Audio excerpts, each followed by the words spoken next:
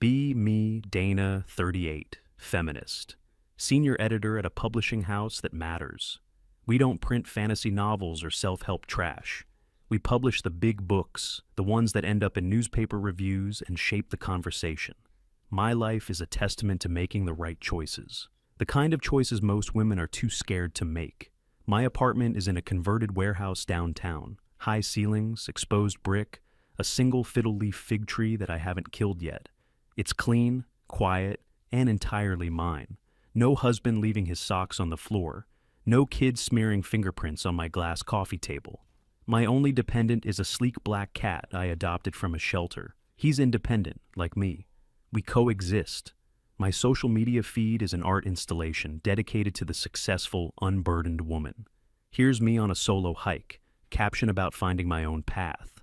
Here's a screenshot of an article about the mental load of women, with my added commentary on refusing to perform unpaid labor. Here's a picture of my desk at 9 p.m., bathed in the glow of the monitor, #girlboss. I've built this life brick by brick, and I'm proud of the fortress I've created. Work is my kingdom. I run a team of editors, and I run it well. I don't tolerate excuses, especially from the men. I can spot toxic masculinity from a mile away.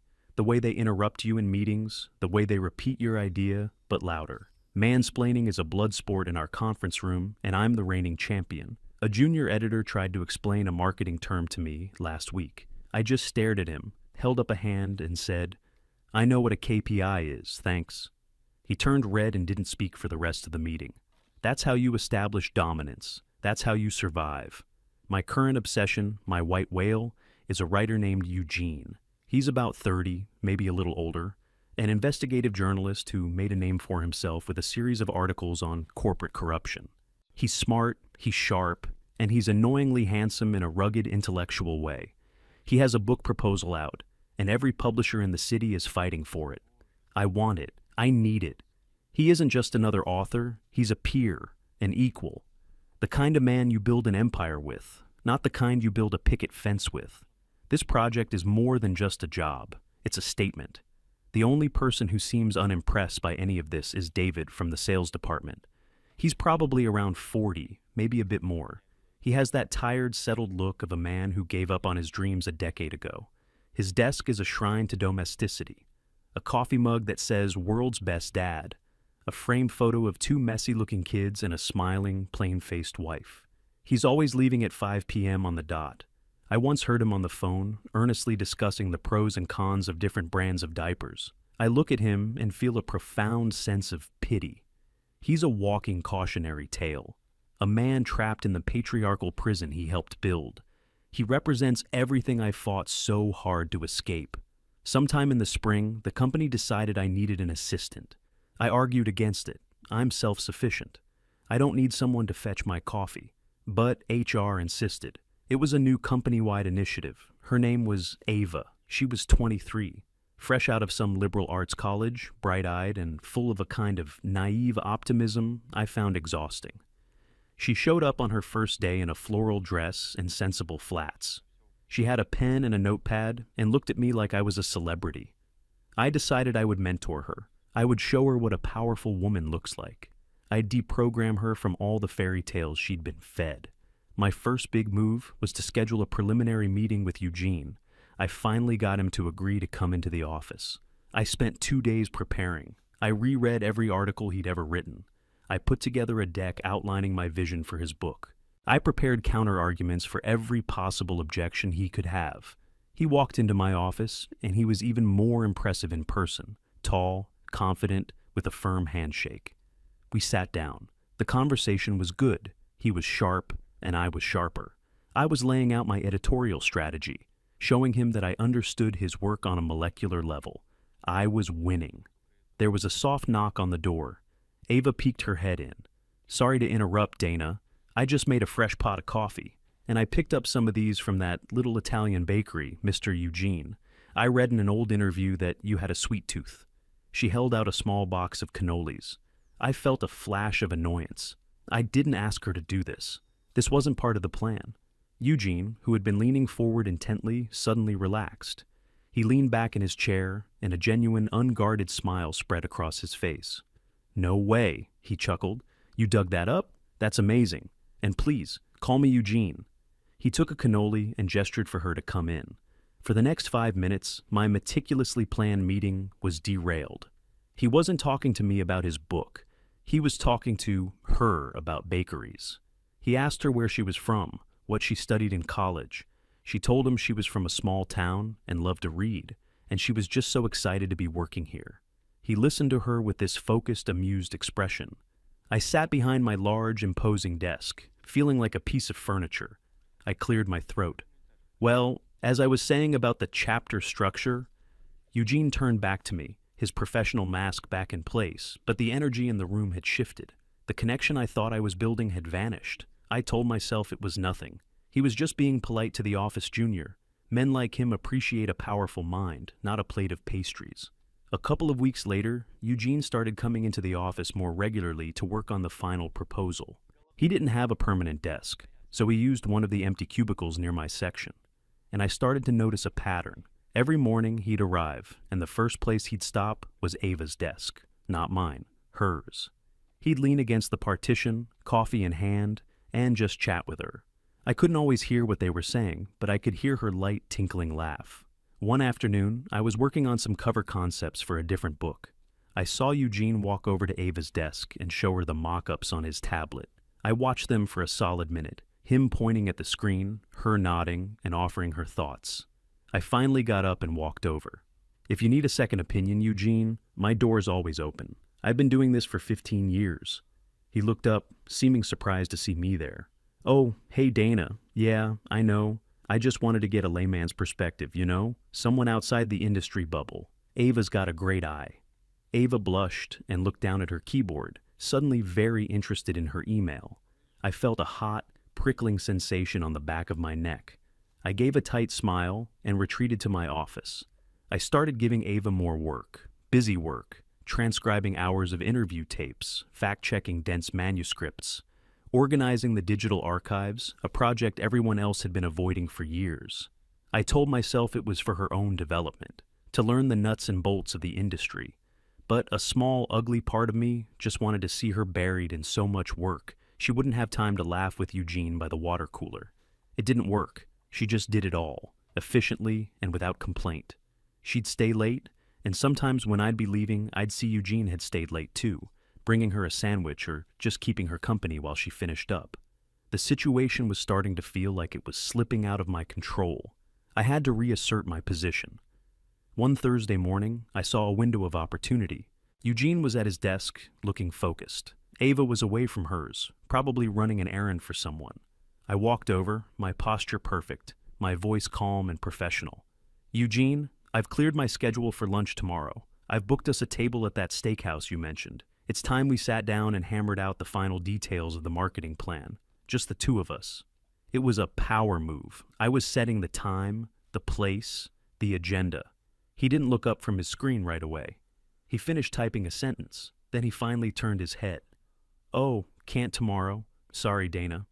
I kept my smile in place. Something important came up? Yeah, kind of. Ava's birthday is on Saturday, so I promised I'd take her out for a birthday lunch tomorrow. We're going to that little ramen place she's been talking about. He said it so casually, so matter-of-factly, like it was the most natural thing in the world to blow off a crucial strategy meeting with his senior editor for a bowl of noodles with a 23-year-old assistant. He didn't offer to reschedule. He just turned back to his monitor. I stood there for a second, feeling completely invisible. I walked back to my office and closed the door.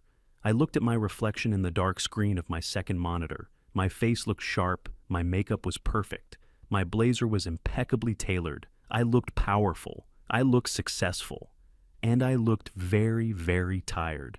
Later that afternoon, I was in the office kitchen waiting for the kettle to boil. David, the sales guy, was there, packing up his things for the day. It was 4:58 p.m. His phone rang. He answered it, and his entire demeanor softened. Hey, honey, he said, his voice low and warm. Yeah, I'm just leaving now. No, I'll pick it up. Do we need the big box or the small one this time? Okay, got it. Tell Mikey I'll be home in time to build the Lego spaceship with him. I love you too. He hung up and caught me looking at him. He gave a small, self-conscious shrug. The glamour of married life. For a moment, I forgot my carefully constructed disdain for him. "Your son likes Legos?" I asked. My nephew was into them. It was the only thing I could think of to say. "Loves them," David said, a real smile reaching his eyes. "He's obsessed. My wife got him the new space station set. He's been waiting all week for me to build it with him." He talked for another minute about his kids, about a funny thing his daughter said, about the chaos of his weekends. It wasn't exciting, it wasn't ambitious, it was just life, a life completely alien to my own. I gave a non-committal nod and grabbed my tea. As I walked back to my desk, my old thoughts resurfaced. He was whipped, trapped. His entire existence revolved around the needs of other people. That's what I told myself. It was the only narrative that made sense. It was the only way to make my own empty, silent apartment feel like a choice, not a consequence. The weeks crawled by. The proposal was finalized. The negotiations were completed. I did my job. I secured the book. On paper, it was a massive victory for me. The CEO sent out a company-wide email congratulating my team, with a special mention of my tenacious leadership.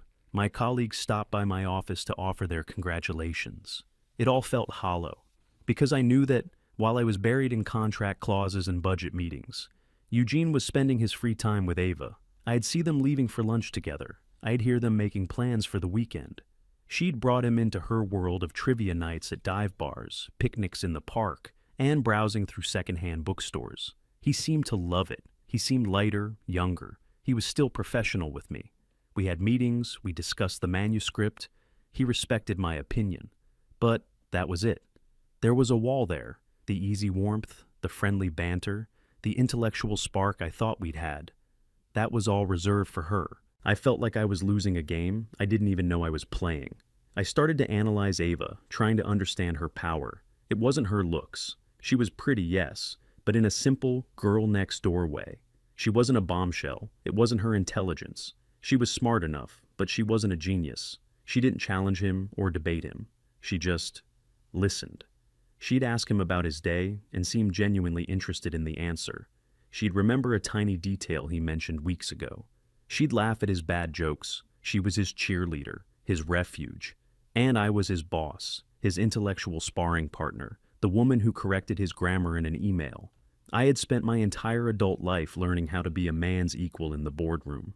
I had never learned how to be his peace at the end of the day. I started to feel a bitterness I'd never experienced before. It was a sour taste at the back of my throat.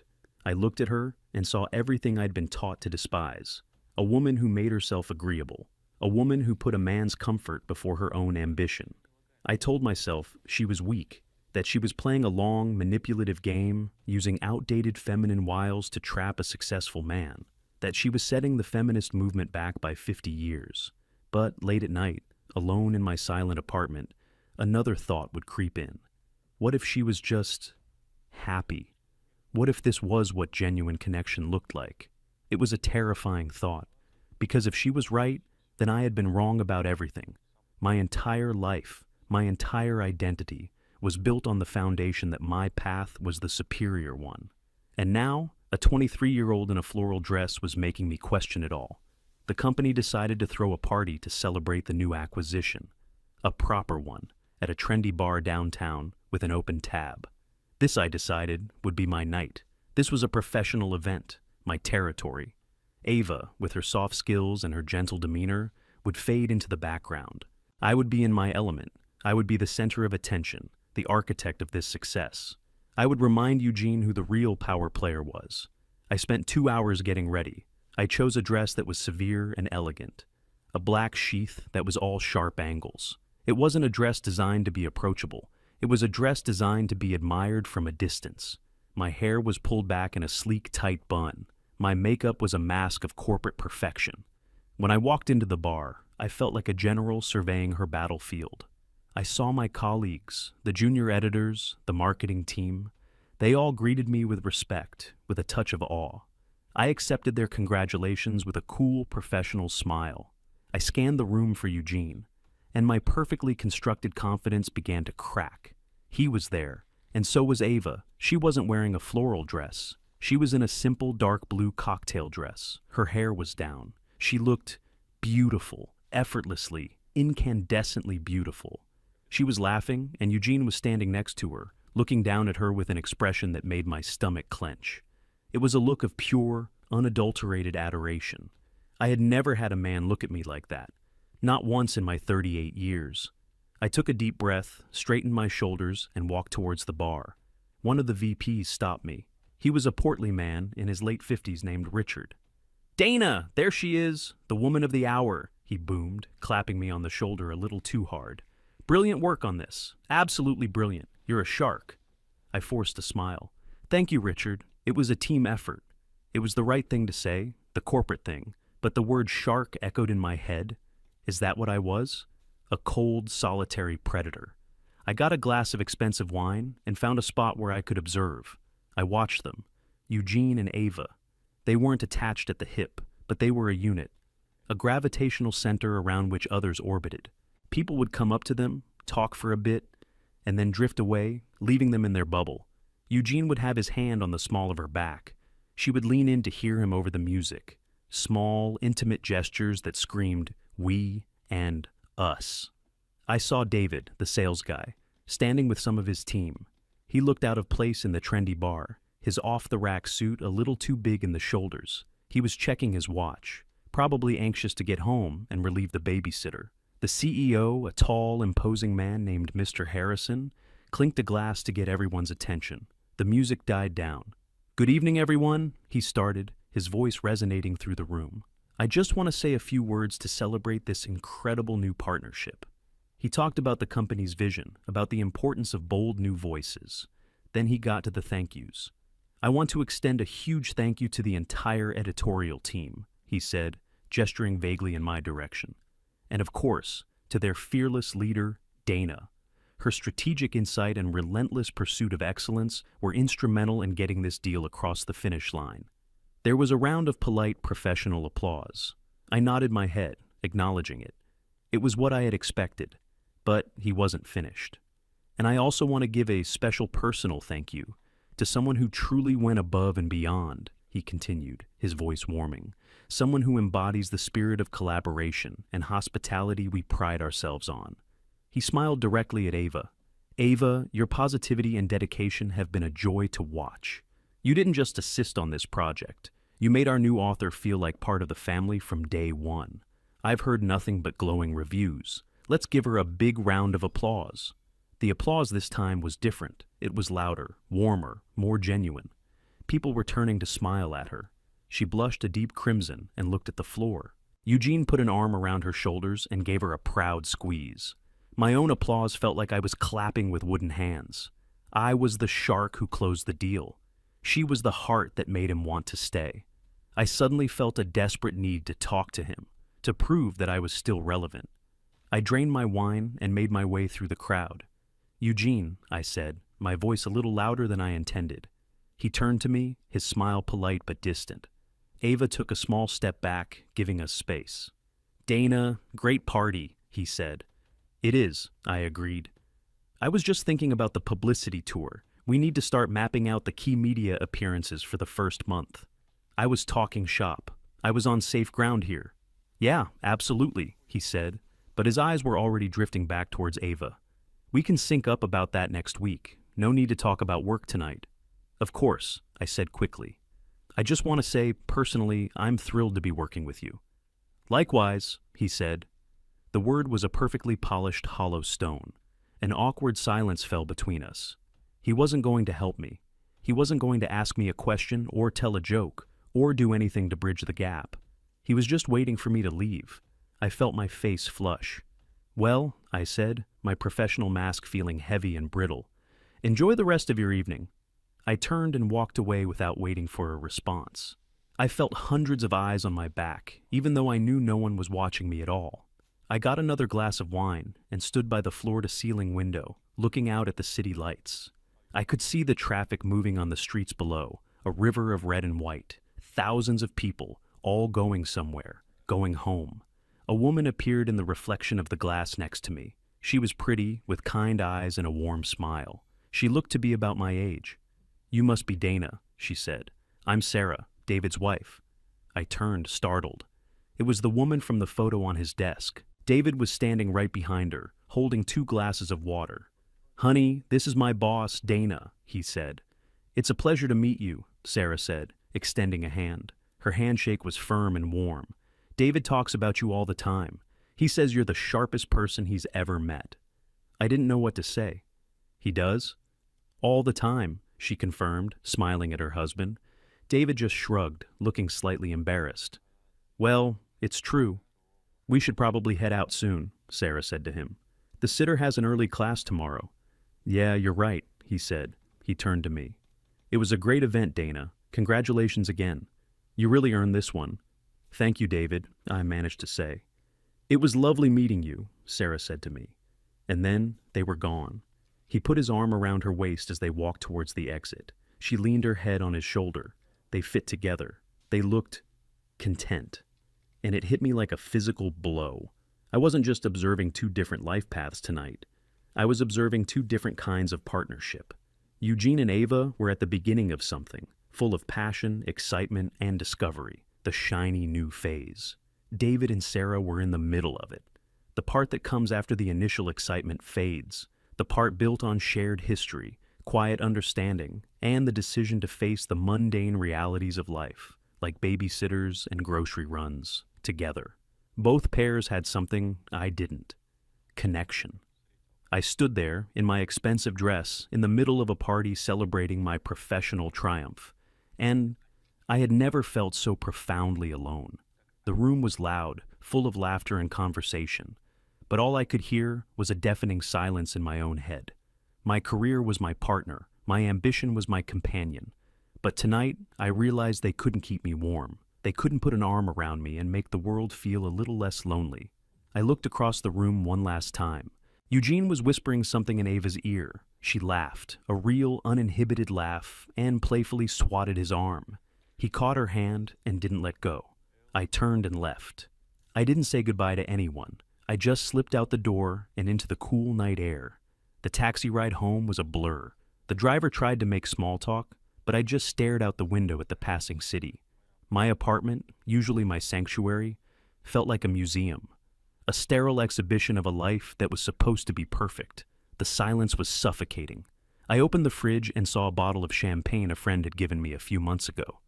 "To your next big win," the card had said. This was it. The big win. I took the bottle out but didn't open it. Who would I share it with? My cat? He meowed and rubbed against my leg. For once, his aloofness didn't feel like companionship. It just felt like 2 separate beings sharing a space.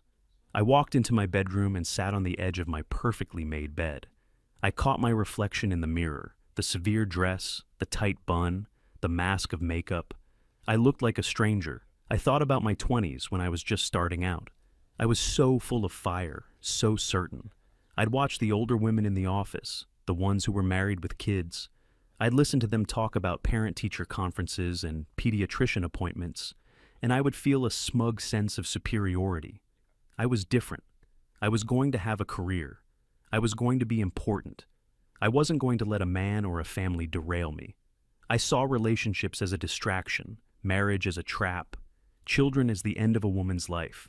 I dated, of course, but always on my terms. I dated men who were as ambitious as I was, which meant we were both too busy for a real relationship. Or I dated men who were less successful, whom I could control and ultimately discard when they became inconvenient. I never let anyone get too close. Intimacy was a vulnerability I couldn't afford. I thought I was winning. All this time, I thought I was climbing a ladder to the top. But tonight, I finally looked down and realized I had been climbing the wrong wall entirely. And I was 38 years old. The men my age, the good ones, the ones like David, they were already gone. They'd gotten married in their late 20s or early 30s to women who hadn't treated them like a competitor. Women who had been willing to build a life with them, not alongside them. What was left for me? Divorced men with baggage. Men who were still single at 40 for a very good reason. Men who only wanted someone younger. The market had changed, and I had completely misread it. My feminist ideals, my career-first mantra, they had been my shield. They had protected me from rejection and heartbreak. But a shield can also be a cage. I had protected myself so well that I had locked myself in. I pulled my phone from my clutch. My hands were shaking slightly. I opened the dating app I occasionally scrolled through out of boredom or loneliness. My profile was a carbon copy of my social media, me looking powerful and independent, me on top of a mountain, me giving a talk at a conference. My bio read, ambitious independent woman looking for an equal partner to conquer the world with, no drama. My preferences were surgically precise. Age, 30 to 42. Education, master's degree or higher. Profession, something impressive. Status, never married, no kids. I had been swiping through the same limited pool of men for years. The handsome tech bros who were allergic to commitment. The finance guys who worked 80-hour weeks. The other sharks. It had never worked, not once. I stared at my own profile for a long time. It felt like I was looking at a character I had created. With a deep, shuddering breath, I went into the settings. I deleted the bio completely. Then I went to the preferences. My thumb hovered over the age range. I thought about Eugene, 30, falling for Ava, 23. I thought about David, around 40, happy with his wife who was his own age. My own pool of equals was shrinking by the day. I slid the lower end of the age range up. 30, 32, 35, 38. I slid the upper end, 42, 45, 48, 50. I stopped, 38 to 50. My peers, my actual peers.